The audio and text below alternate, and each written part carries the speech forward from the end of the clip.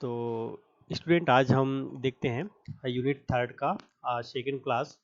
इसके पहले हमने डिस्पर्सन रिफ्लेक्शन देखे थे और प्रिज्म से रिलेटेड टॉपिक देख पढ़े थे। तो आज हम उसके आगे करते हैं कंटिन्यू। हम स्टार्ट करते हैं यहाँ पर। आज क्रिटिकल एंगल देखते हैं, क्रांतिक कोण कहते हैं हिंदी में इसको। क्रांतिक कोण क्या होता है? तो इसके पहले हमने जैसे देखा था टोटल इंटरनल रिफ्लेक्शन, ये एक्चुअली में उसी से रिलेटेड टॉपिक है। टोटल इंटरनल रिफ्लेक्शन जो है रिफ्लेक्शन से रिलेटेड टॉपिक है। ये रिफ्लेक्शन वाला जो फर्स्ट टॉपिक मैंने बताया था। तो यहाँ पर हम देखते हैं टोटल इंटरनल रिफ्लेक्शन में होता क्या चीज़ है। तो टोटल इंटरनल रिफ्लेक्शन के पहले हम यहाँ पर क्रिटिकल एंगल देख लेते हैं। क्रिटिकल एंगल होता क्या चीज़ है? तो मैंने बताया था कि जब किसी भी मीडियम में लाइट एंटर करता है तो एक दो कंडीशन होता है। एक तो रेयर से डेंसर, विरल से संगन माध्यम में एंटर कराते हैं तो लाइट जो है नॉर्मल अभिलंब की ओर झुक जाता है, बेंड्स टुवर्ड्स नॉर्मल। और जब लाइट जो है डेंसर से रेयर मीडियम में एंटर करता है तो अभिलंब से दूर हट जाता है, bends away from the normal. तो ये दो कंडीशन होता है। तो यहाँ पर हम देखते हैं लाइट एंटर कराएंगे हम डेंसर मीडियम में। तो यहाँ पर हमने दो मीडियम लिया है, एक वाटर लिया है और दूसरा एयर लिया है। तो यहाँ पर वाटर जो है डेंसर मीडियम है और एयर जो है रेयर मीडियम है, विरल माध्यम है।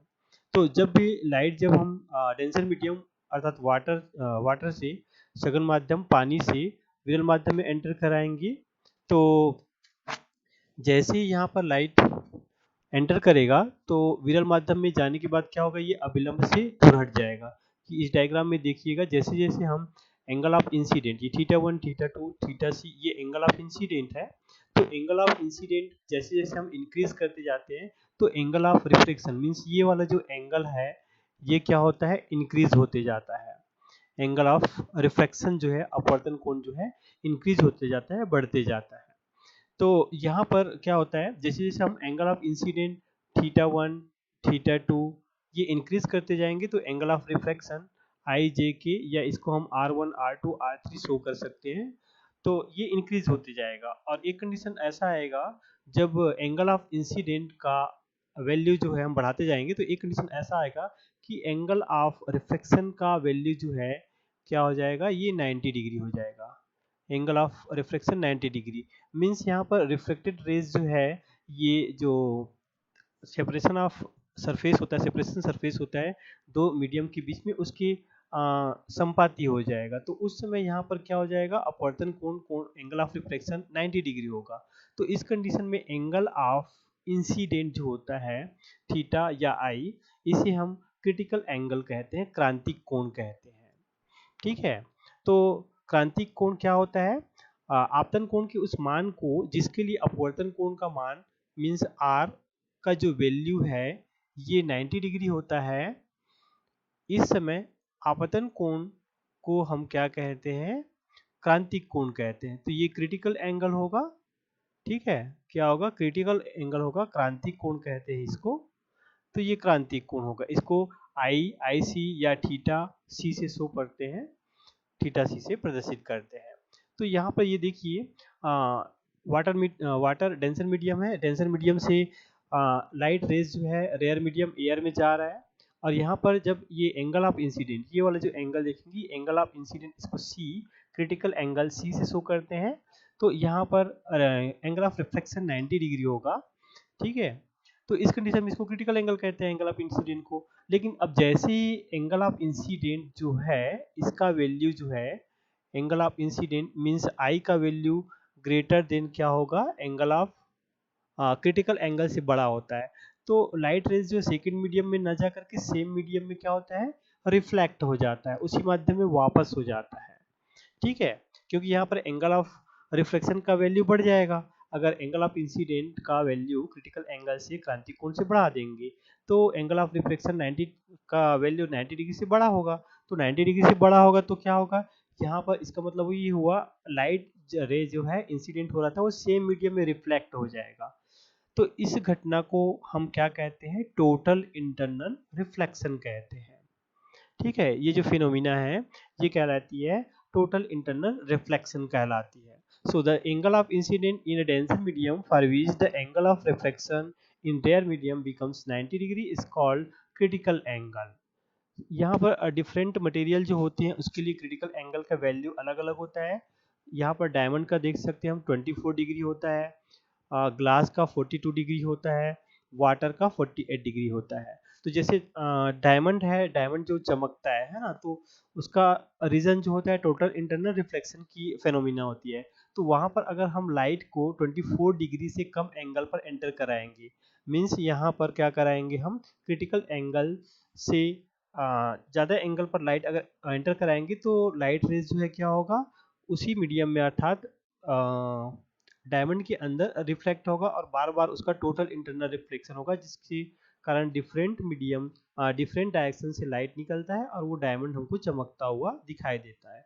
तो इसका रीज़न यही है, टोटल इंटरनल रिफ्लेक्शन। तो चलिए देखते हैं हम टोटल इंटरनल रिफ्लेक्शन क्या होता है। अच्छा, यहाँ पर अगर हम इसके बीच रिलेशन देखेंगे तो किसी भी रिफ्लेक्टिव इंडेक्स, ये जो मीडियम है वाटर, हमने वाटर लिया है, तो वाटर का रिफ्लेक्टिव इंडेक्स ये क्रिटिकल एंगल के टर्म्स में हमको मिलेगा। क्रिटिकल एंगल के टर्म्स में ये होगा mu is equal to 1 by sine C, where sine C is a critical angle, क्रांतिक कोण का मान है। ठीक है, तो इस मीडियम का अगर हम रिफ्लेक्टिव इंडेक्स निकालना चाहे टोटल इंटरनल रिफ्लेक्शन की घटना में, तो उस समय reflective index mu is equal to होता है 1 बाई साइन सी होता है। तो ये है टोटल इंटरनल रिफ्लेक्शन की फिनोमिना। तो यहाँ पर जैसे जैसे हम एंगल ऑफ इंसिडेंट इंक्रीज करते जाते हैं, एंगल ऑफ रिफ्लेक्शन इंक्रीज होते जाता है, और एक कंडीशन ऐसा आता है कि जब एंगल ऑफ इंसिडेंट का वैल्यू एंगल ऑफ रिफ्लेक्शन का वैल्यू 90 डिग्री हो जाता है, तो उस समय एंगल ऑफ इंसिडेंट को हम क्रांतिक कोण कहते हैं, और इससे वैल्यू ज़्यादा बढ़ाएंगे तो ये क्या होता है, सेम मीडियम में लाइट रिफ्लेक्ट हो जाती है। ये जो फिनोमिना है कहलाती है टोटल इंटरनल रिफ्लेक्शन। तो ये टोटल इंटरनल रिफ्लेक्शन जैसे आप डायग्राम में देख सकते हैं। इसका एप्लीकेशन देखते हैं, तो इसका टोटल इंटरनल रिफ्लेक्शन का एप्लीकेशन हमको सबसे ज़्यादा इम्पॉर्टेंस है, ये है ऑप्टिकल फाइबर में। इसका जो यूज़ होता है सबसे ज़्यादा ऑप्टिकल फाइबर कम्युनिकेशन में होता है। क्या होता है इसमें, लाइट जो है, जो भी सिग्नल हम सेंड करते हैं लाइट के फॉर्म में भेजते हैं, तो लाइट के फॉर्म में भेजते हैं तो क्या होता है इसमें, इस सिरे में जो भी सिग्नल हमें भेजना होता है लाइट के फॉर्म में भेजते हैं तो ये टोटल इंटरनल रिफ्लेक्शन होता है। और यहाँ पर बिना एब्जॉर्प्शन के लाइट एनर्जी जो है एक सिरे से दूसरी सिरे तक निकल जाती है। तो जिस एनर्जी के साथ हम उसको इस ऑप्टिकल फाइबर के पहले सिरे पर एंटर कराएंगे, सेम एनर्जी के फॉर्म में वो दूसरे सिरे पर मिलेगी, अर्थात यहाँ पर कोई एनर्जी का कोई भी लॉस नहीं होता। इस कारण से इसको हम ऑप्टिकल फाइबर में इस फिनोमिना का उपयोग करते हैं, जिसका आजकल आप देख रहे हैं हर गांव में जो मोबाइल टावर जो है इसी के थ्रू कनेक्ट हो रहा है, ऑप्टिकल फाइबर के थ्रू। तो पहले ज़माने देखते थे आप खंबे के थ्रू वायर लाते थे, तो कई बार क्या होता है पानी है आंधी तूफान में गिर के चौपट हो जाता, टूट जाता था, तो ये क्या केबल जमीन के अंदर बिछाया जाता है, इसमें किसी भी प्रकार का कोई डैमेज होने का खतरा नहीं रहता और एनर्जी लॉस भी नहीं होता, इसलिए इसका उपयोग आजकल ज़्यादा होने लगा है ऑप्टिकल फाइबर का। तो ये ऑप्टिकल फाइबर है। तो इसमें क्या होता है, इसके अंदर जो ऑप्टिकल फाइबर की जो कंस्ट्रक्शन होती है, इसमें इसके अंदर ऐसे फाइबर लगे रहते हैं जिसका डायमीटर बहुत कम होता है, मतलब एकदम हमारे जो सिर के बाल होते हैं उस के डायमीटर के बराबर होता है, 0.001 सेंटीमीटर या मिलीमीटर के रेंज का होता है, मतलब इतने महीन होते हैं।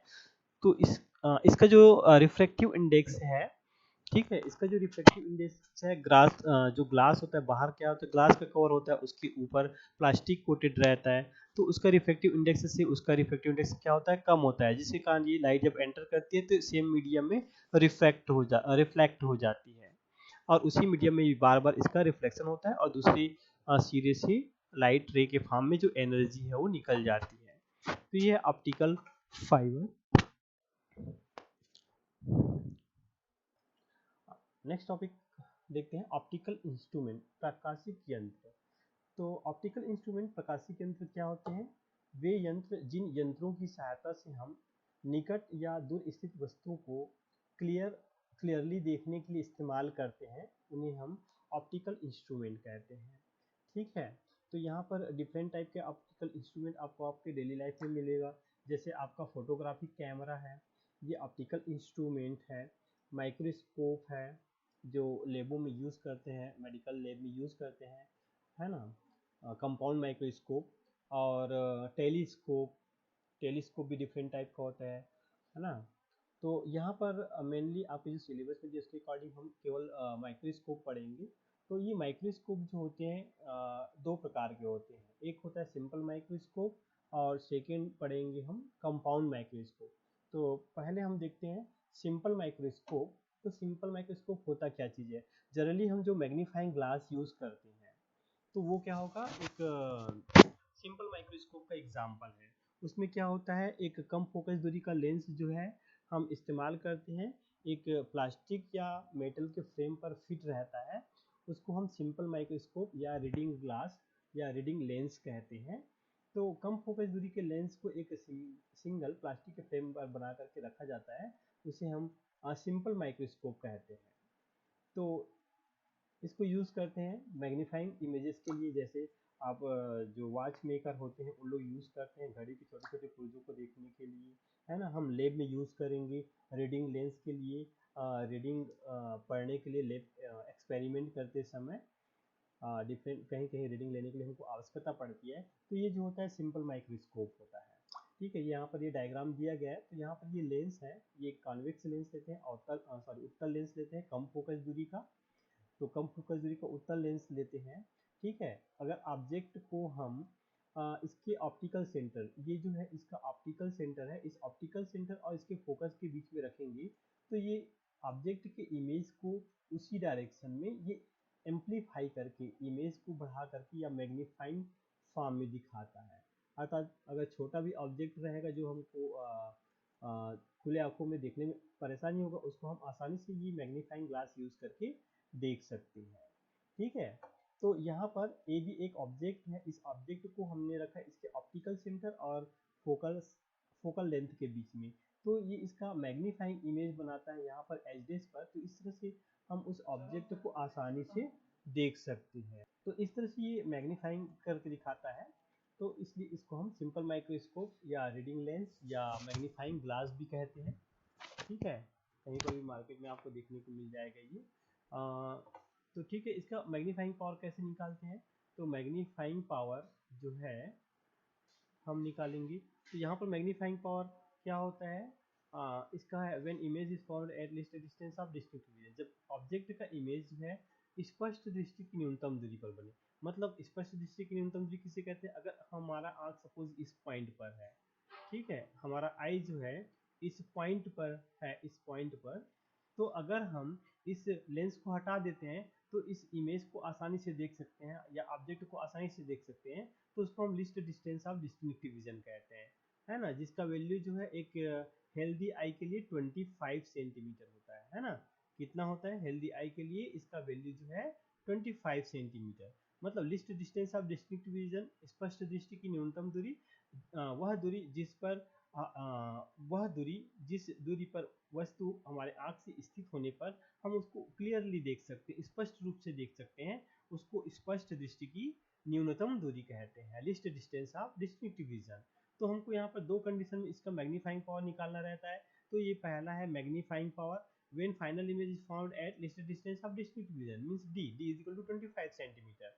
तो उस कंडीशन में इसका मैग्नीफाइंग पावर आ जाएगा m is equal to 1 plus D by F, where F focal length of the lens, lens की क्या है फोकल लेंथ है। और जब यहाँ पर इसका इमेज ये डी जो है डिस्टेंस ऑफ डिस्टिंक्ट विजन है, जब इमेज जो है अंतिम बिंदु पर बने अर्थात इन्फिनिटी पर बने, तो उस कंडीशन में क्या होगा, ऑब्जेक्ट जो है इन्फिनिटी पर कब बनेगा, जब ये इसके फोकस पर बनेगा। इसका इमेज ऑब्जेक्ट को हम लेंस को आगे पीछे इतना खिसकाते हैं कि ये ऑब्जेक्ट जो है लेंस के फोकस पर हो, लेंस के फोकस पर होगा तो इसका इमेज कहाँ पर बनेगा, इन्फिनिटी पर बनेगा। तो इन्फिनिटी पर बनेगा, उस कंडीशन में उसका मैग्नीफाइंग पावर आएगा m is equal to D by F. ये है सिंपल माइक्रोस्कोप की दो कंडीशन में। ठीक है,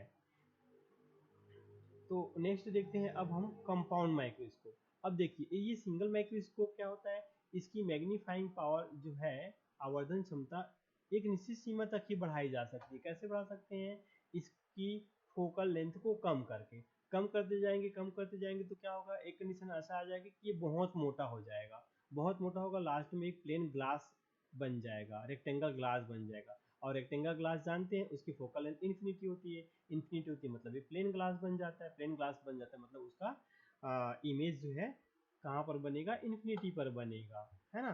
तो उससे मैग्नीफाइंग नहीं होता इमेज का, ठीक है। तो एक सिंगल लेंस की जो मैग्नीफाइंग पावर होती है वो लिमिटेड होती है, सीमित होती है। तो उसको बढ़ाने के लिए हम क्या करते हैं, दो लेंस का इस्तेमाल करते हैं, है ना।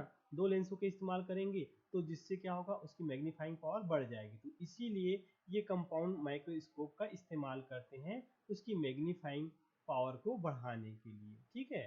तो सिंपल माइक्रोस्कोप की जो मैग्नीफाइंग पावर है उस कम होती है, उसको बढ़ाने के लिए हम कंपाउंड माइक्रोस्कोप का उपयोग करते हैं।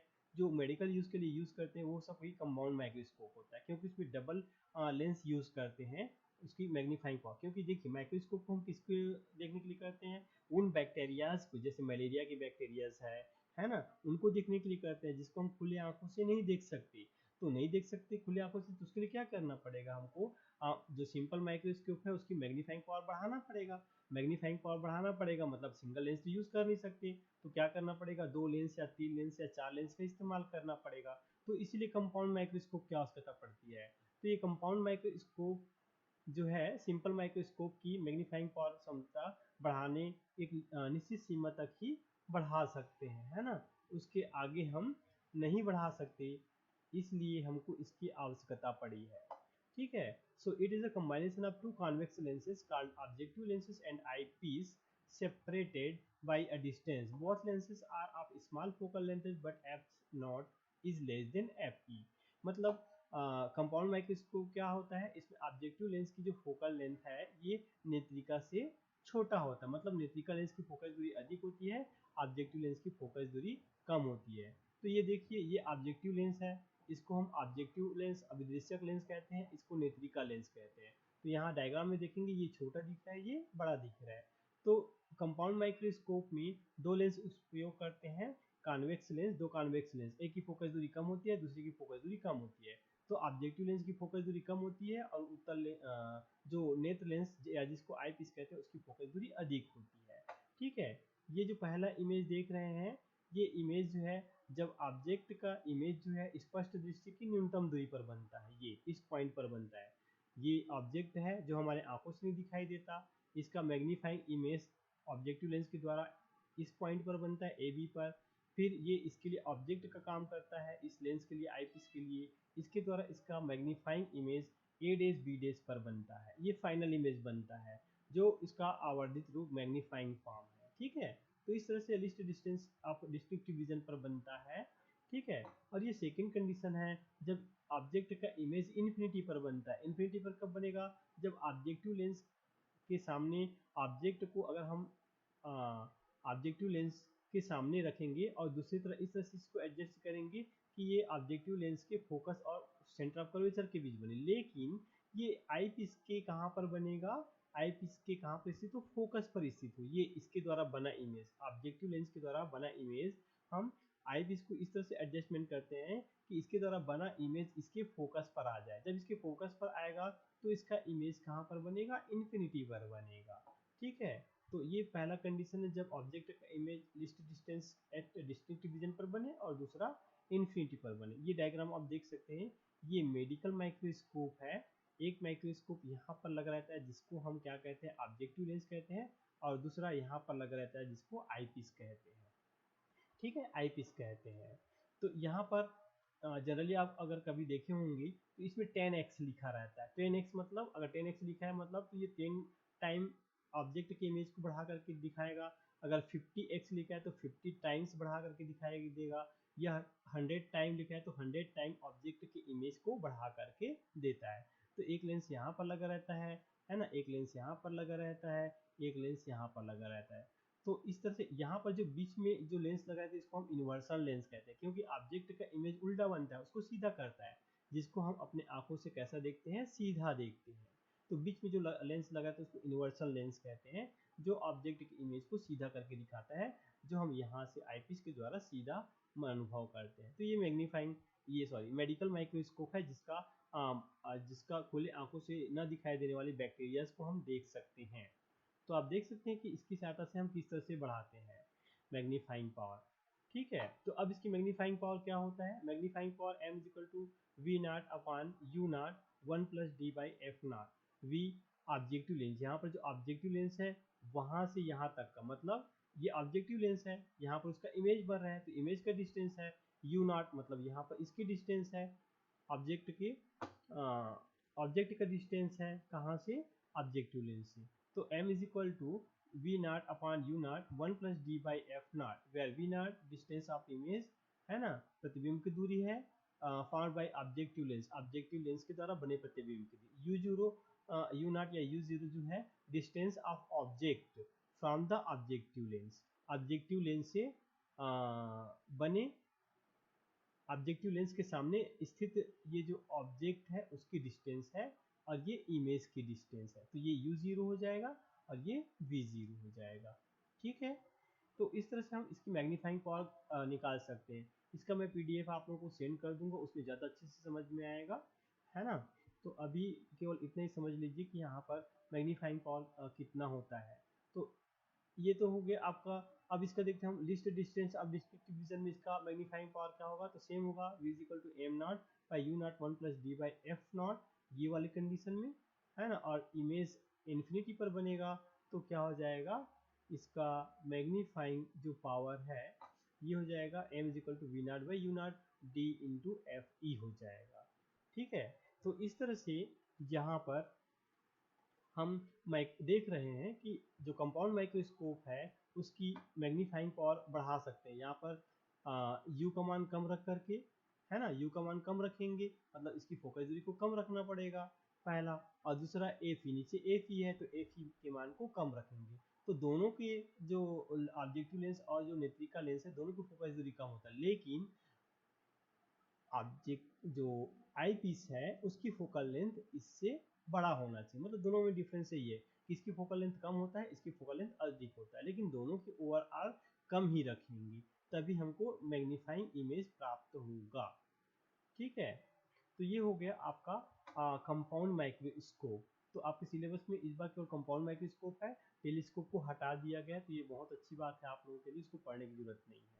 ठीक है, इसमें से दोनों में से एक ना एक हमेशा एग्जाम में आता है, इसको आपको अच्छे से याद करना है, समझना है। ठीक है, अब हम देखते हैं यहाँ पर स्पेक्ट्रम, स्पेक्ट्रम क्या होता है ना, electromagnetic spectrum and visible spectrum.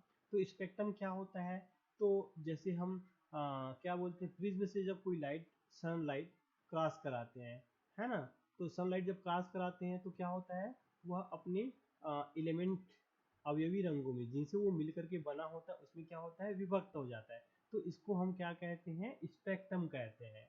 तो पर्दे पर, है ना, स्क्रीन पर रंगों का समूह मिलता है, इसको हम क्या कहते हैं, स्पेक्ट्रम कहते हैं। तो यहाँ पर 7 रंगों का समूह मिलता है। इसके अतिरिक्त इनविजिबल स्पेक्ट्रम होता है, एक ऊपर होता है और एक नीचे, एक ये विजिबल, ये होता है विजिबल स्पेक्ट्रम। विजिबल स्पेक्ट्रम के ऊपर भी होता है जिसकी वेवलेंथ ये रेड से अधिक होता है, और वायलेट विजिबल जो स्पेक्ट्रम होता है उसके नीचे जिसकी वेवलेंथ इससे छोटी होती है ना, वो ये माइक्रोवेव्स और इंफ्रारेड वेव्स कहलाती है ना, आगे हम डिटेल में देखेंगे। तो स्पेक्ट्रम किसे कहते हैं, तो जब भी कोई श्वेत प्रकाश को प्रिज्म से गुजारते हैं तो वह अपने अवयवी रंगों में विभक्त हो जाता है, रंगों के इस समूह को क्या कहते हैं, स्पेक्ट्रम कहते हैं। चूंकि ये हमको दिखाई देता है इसलिए इसको हम क्या कहते हैं, विजिबल स्पेक्ट्रम कहते हैं। ये विजिबल स्पेक्ट्रम जो है विजिबल रीजन में दिखाई देता है, जिसकी वेवलेंथ होती है 4000 एंगस्ट्रॉम से 7000 एंगस्ट्रॉम तक।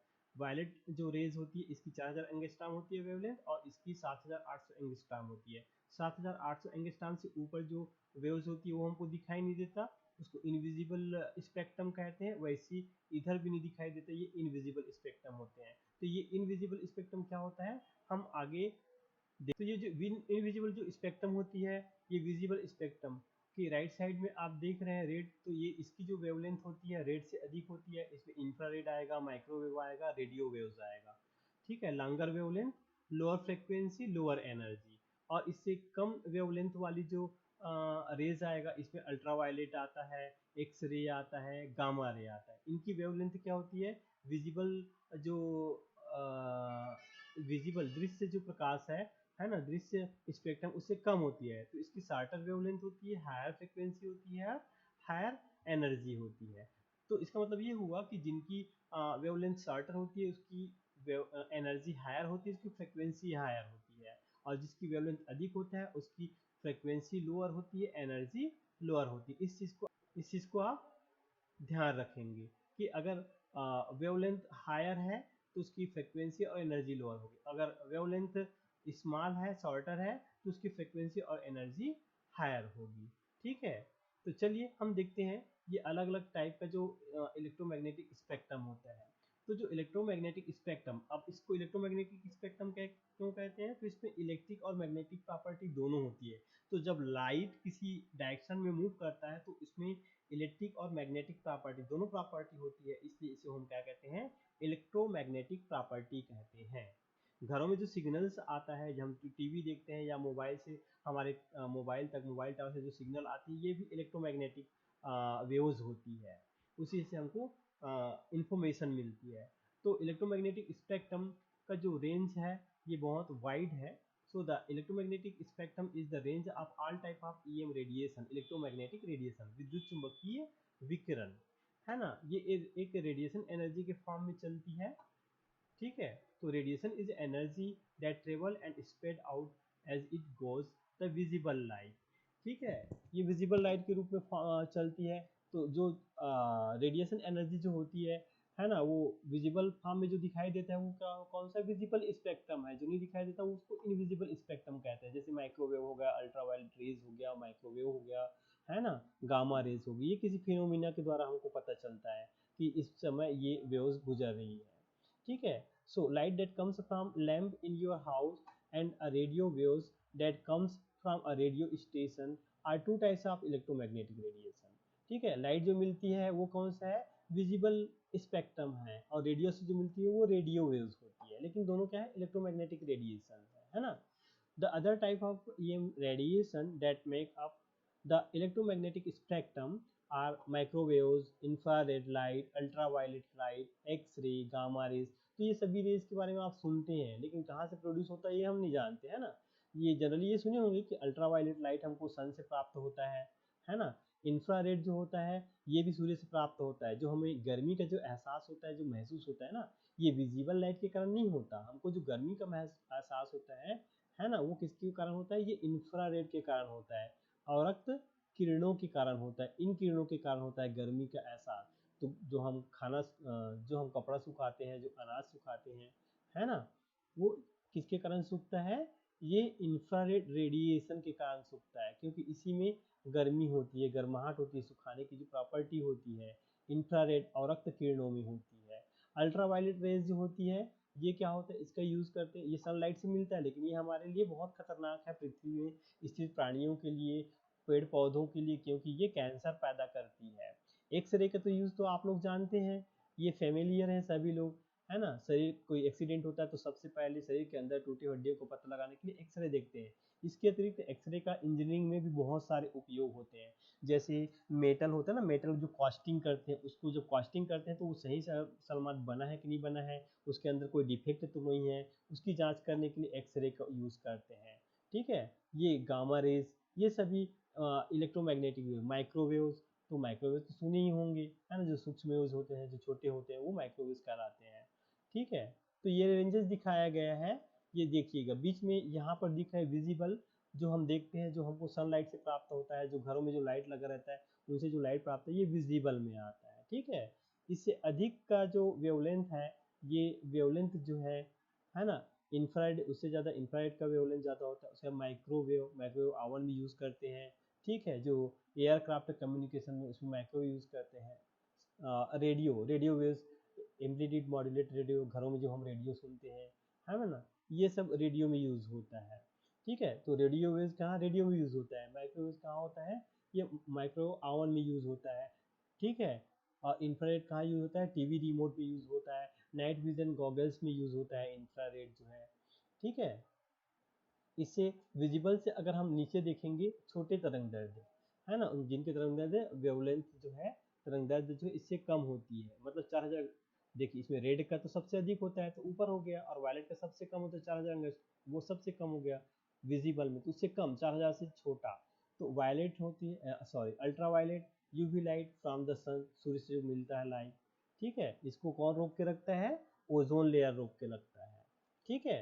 ये ओजोन लेयर जो है हमारी पृथ्वी को अल्ट्रावायलेट रे से बचा रही है। एक्स रे जो है ना, एयरपोर्ट सिक्योरिटी स्कैनर में यूज करते हैं। और मैंने बताया अभी बहुत सारे इसका एप्लीकेशंस है, मेजर एप्लीकेशन है एक्सरे का, चाहे वो मेडिकल साइंस में ले चाहे इंजीनियरिंग में ले, है ना। फिर ये गामा रे है, ये पेट स्कैन करने के लिए करते हैं, ठीक है। फिर टेरेस्ट्रियल गामा रे फ्लैशेस में यूज़ करते हैं, टेरेस्ट्रियल गामा रेज में यूज़ करते हैं। तो ये डिफरेंट टाइप के आपके माइक्रो ईएम वेव्स हैं जिनका अलग अलग उपयोग होता है हमारे डेली लाइफ में, ठीक है। तो ये इनका डिस्क्रिप्शन दिया हुआ है। रेडियो वेव्स क्या होते हैं, ये स्टार से मिलते हैं। माइक्रोवेव्स क्या होता है, एस्ट्रोनॉमर्स यूज़ करते हैं, है ना, गैलेक्सी से मिलता है ये। इंफ्रारेड कहाँ से मिलता है, dust between night vision goggles pick up the infrared light emitted by our skin and object with heat. In space, infrared light help us map the dust between stars, विभिन्न star. तो इनका application भी दिया गया है और इनका uses भी दिया गया है, और ये कैसे प्राप्त होता है ये भी दिया है। विजिबल तो सभी जानते हैं, इसको बताने की आवश्यकता नहीं होती है ना। Our eyes detect visible light, fire fireflies, light bulb, and stars all emits visible light. Ultraviolet radiation is emitted by the sun and are the reason of skin tans and burns. Hot object in space emits UV radiations as well. ठीक है, तो ये है, तो ये है आपका electromagnetic radiation EM field का, ठीक है। ये तो मैंने पहले ही बता दिया था इसका रीज़न किस तरह से होता है, ठीक है। तो हम यहीं तक पढ़ेंगे, नेक्स्ट क्लास में हम देखेंगे प्योर एंड इम्प्योर स्पेक्ट्रम, ठीक है स्टूडेंट।